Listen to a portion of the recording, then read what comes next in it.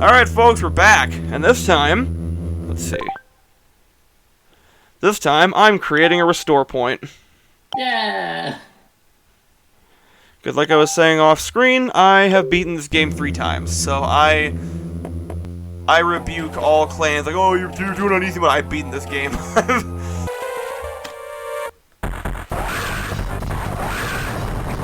You will get to tell me what easy mode is. Right, exactly.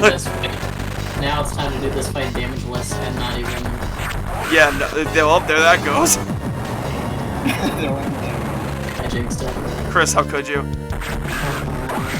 Wow, that... Really? Now I have to deal with this.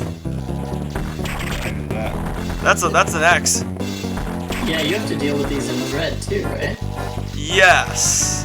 There's a couple enemies that turn into that. Yeah. I got the morph ball. I want to say the bug is one of them. The stupid... Oh, the lightning bug? Yeah, the yeah. lightning bug. That one kind of sucks. Also, parts of your power suit are like scattered about, or you just happen to get your stuff back after you beat every boss? Essentially, I'm absorbing like the powers from the X parasites. Oh, okay.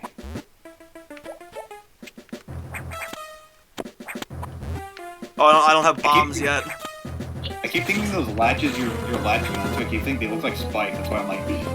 Yeah. Every single time! Yeah. Like, they do look like spikes. It's like, Eric, what are you doing? Winning! My best. And I like how you get to see the goops get infected by the X parasite and become enemies. Oh yeah.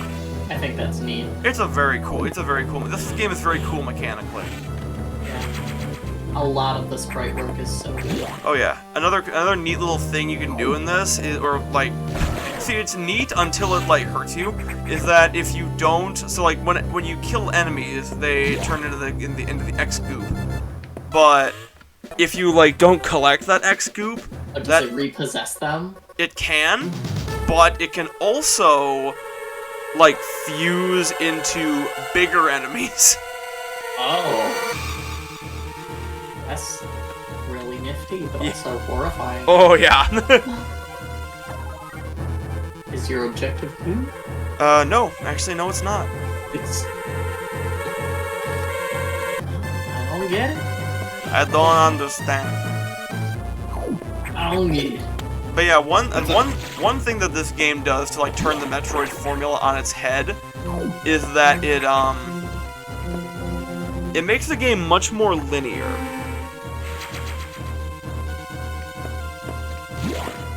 Like, you have specific objectives that need to be completed, and the computer will actually, like, kind of railroad you down certain paths.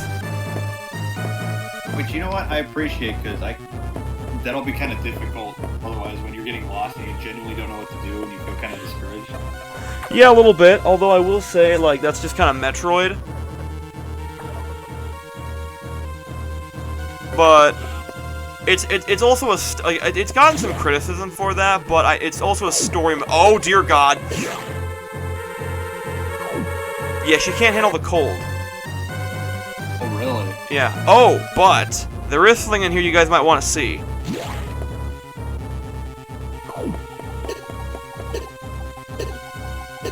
Oh. Does that look familiar? Yes, he does. Now please leave before you die. Does he? He must unfreeze at some point, right? I ain't saying nothing. Well. That's a yes. I think I remember us having a conversation at one point where you talked to me about clones of Ridley.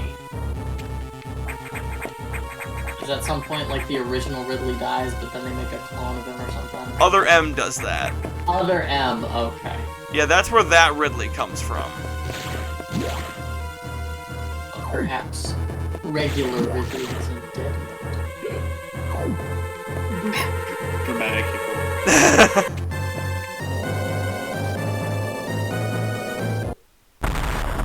Oh, what?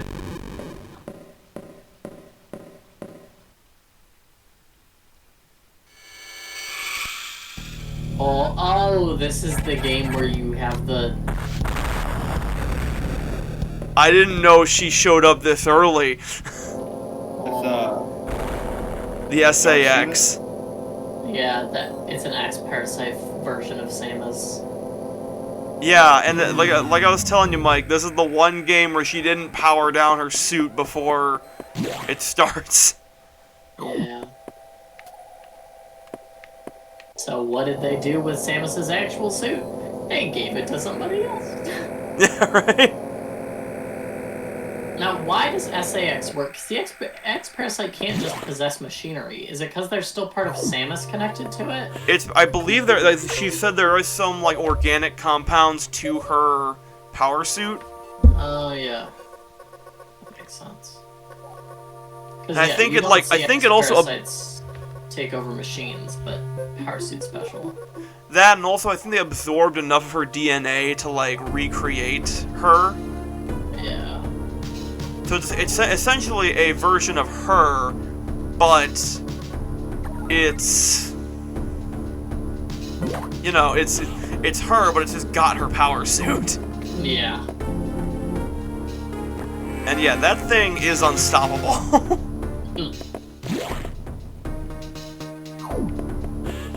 Yeah, let's recharge. I will say that the more linear nature of this game, as well as like putting save and like recharge rooms all next to each other, definitely helps this game work better as a handheld game. Especially one where there wasn't a there was no option for like what's it called? Oh, sleep mode, like on the DS. Oh yeah. 'Cause yeah, that was one that annoyed me with the GBA, was the fact that I couldn't just close it and then come back to it later. When I was younger and I had gotten a DS but still used my GBA, at times I would get confused when I closed the GBA, and then I'd be like, why is it out of power? Because I was like 8. Chris, at what Yeah. age did you get your first game console? 5, because we were going on a road trip and my parents didn't want us to sit there for 15 hours with nothing to do. You know what? Fair. So they got each of us a Game Boy Advance SP, and I got one game, and my first video game was Mario Kart Super Circuit. That's a good game.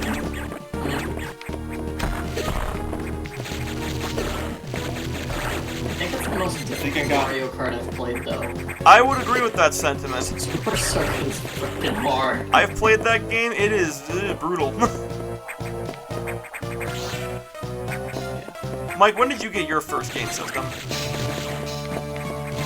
I think because my older brother already had the Game Boy Advance, so we just kind of borrowed that. And then we were playing. He had like 8 Game Boy games, which was like the Harry Potter, Battle for Bikini Bottom. The Harry Potter. Oh my goodness, and the Battle for Bikini Bottom that is in no way like the GameCube game.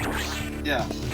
God, I could never beat it, and the sound effects from it scare me. I don't know, like, that game is cursed. Really? Yes, that game has some of the most cursed sound effects I've ever experienced. Battle for Bikini Bottom. On the Game Boy specifically. Okay, I have that one, so I might try that. I don't know if I ever want to go back and play it. Well, the joke's on you. That's our next game on the channel.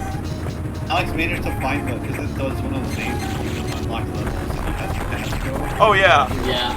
And he just found the final one, so we didn't bother. There's also some really weird bosses in it, I want to say. There was some, like, robot Sandy Cheeks or robot SpongeBob that always freaked me the hell out as a kid. Huh. Because it The just robot looked Patrick so was weird. a scary one, because that was the one that chased you. And if you touched Oh, it... yes! Yes! That might have been it, actually. It was a robot something, and I hated it.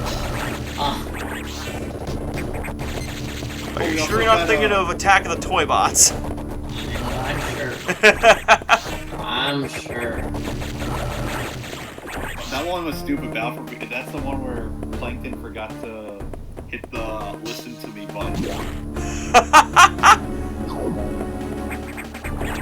Typical cookies one. Yeah, my first game console was the DS.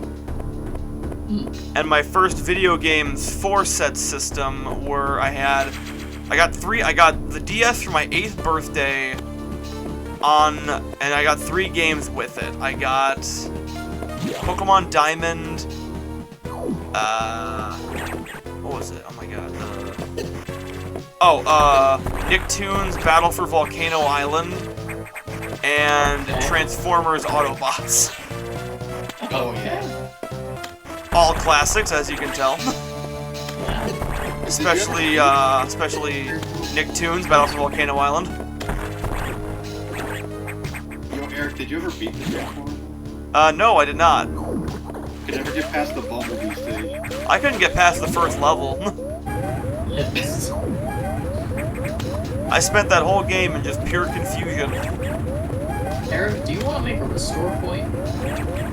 Probably a good plan.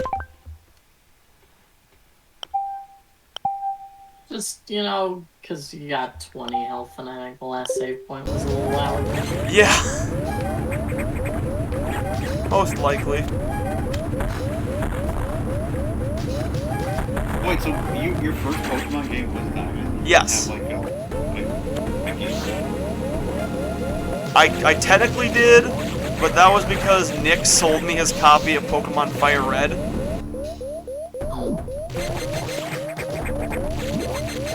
And yeah, to this day, it still works. Yeah. Which I consider a big win. So when I skipped the 4th generation. What was that? 4th generation, like that was my older brother and sister's department, but I never played Sinnoh or Heartful or anything like that. Really? You never did? I never did that until like 2 years ago. Oh. Huh. Wild. I was always under the impression that you did. I got it's one of those as a kid you save up money, and by the time I could afford a game, it was a Gen 5 game. Oh, yeah. I have such a soft spot for Black and White. Oh, it's fantastic. They're fantastic games. Yeah. Those specifically, the first game and not as much the second. Really? I've heard the opposite from most. I think most people like Black 2 and White 2, and I think it is an improvement on the first game in a variety of ways. But it's probably just nostalgia glasses, but the first game always hit more for me. Probably because you go through the story arc with N. Yeah. And you experience all of that. Like, Colress is cool, and it's cool to see Getsus again, but like, having the 2 homies going on an adventure, experiencing N's story, and also Alder. N and Alder were like the 2 biggest things for me from Black and White. That, and while there's less Pokemon diversity in that game, I think I really enjoyed just having only new Pokemon. Just like everything I experienced was new. Mm-hmm. It really felt like I was a brand new character on a brand new adventure. You're like, what the heck was that? Oh yeah, I love that experience, just in general. I love that newness of being like every new mod you find. Yes. And so, not having all the Scarlet and Violet Pokemon revealed was really a treat for the same reason. I agree. That's why I always avoid everything. You were saying, Mike? Oh no, I was just asking, did you guys ever have a Great Age? I didn't, but my sister did.